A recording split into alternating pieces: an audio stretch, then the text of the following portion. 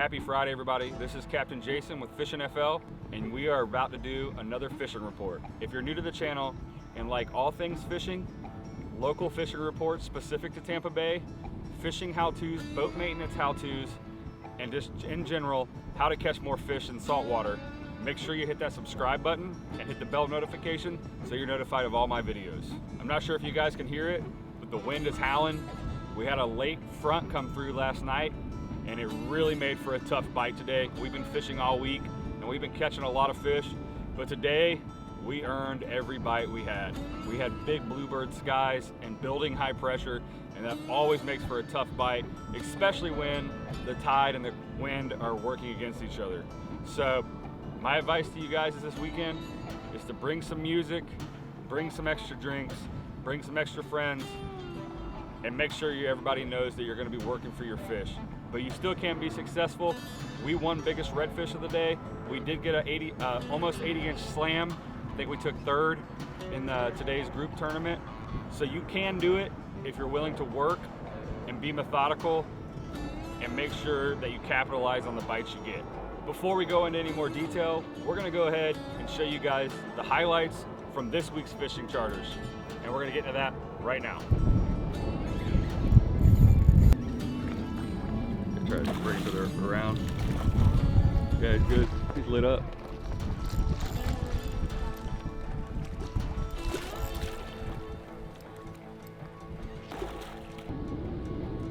Beautiful fish right there. Alright guys, we were on a giant school of redfish all by ourselves. Probably, if you cast it right there.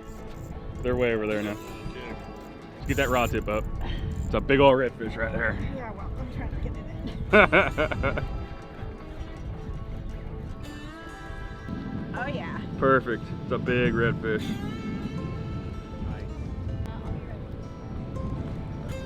Another redfish on. Double hook up. Double hook up.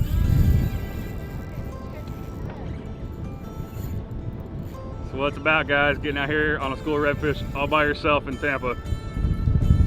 In the wind even. Oh.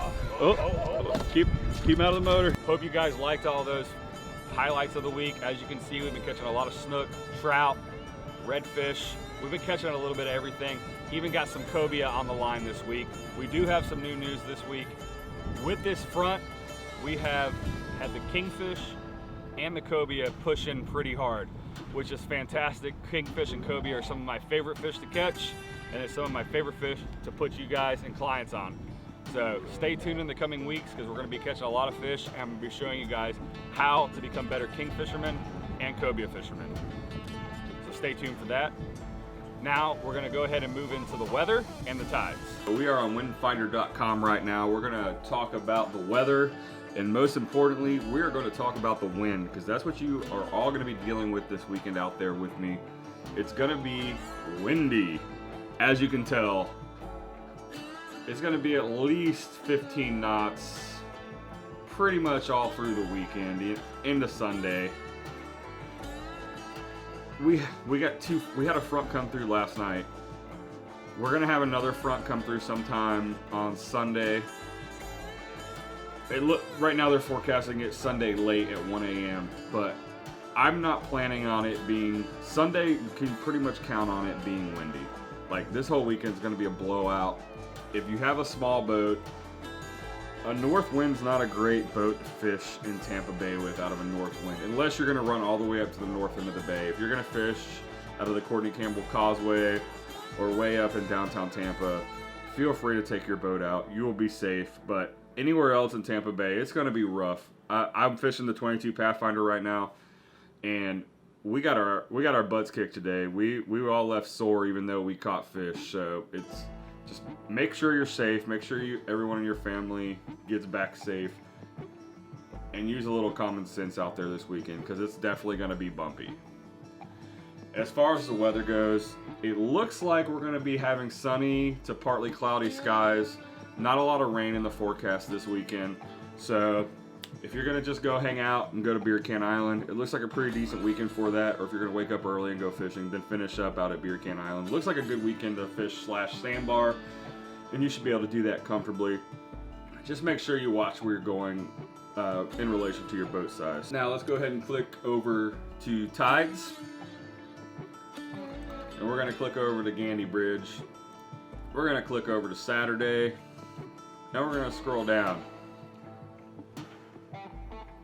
Here are the tides. So we have a low tide at 9:50 in the morning. And most of my fish the last couple days, especially today after that front, we caught a majority of our fish from 8 till about 10 a.m. So I would say that this is pretty accurate, that right on the last part of that outgoing right here, that's where I have my best bite all day today, because the north wind is blowing so hard that it kept this incoming tide from coming in. And the fish really didn't start feeding till around probably around 1:30. So it was rough. After that tide stopped going out with the wind, we had a struggle bus all day today. So if you can, fish early, go to the sandbar, do something else, because it's gonna be rough this weekend with that high pressure and the sun beaming on you. And then, of course, in the afternoon, we got pretty flat tides, and that's gonna be the same thing for Sunday. So let's click on November 1st. Let's scroll down to the tides real quick and talk about that. So, more of the same for Sunday. Sunday, you're gonna have a low tide at 9:19 a.m. Your high tide's at 4:08.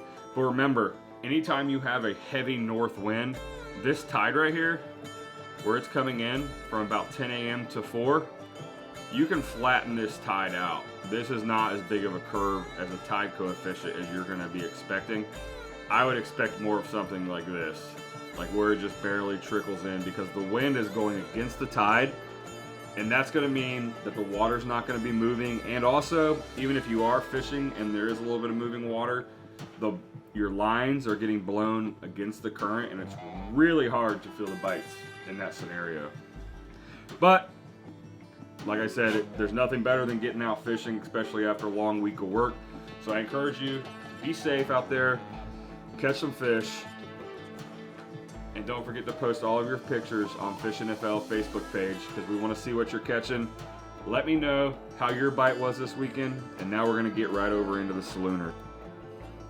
So let's go to the 31st, and let's go to the Salooner activity. So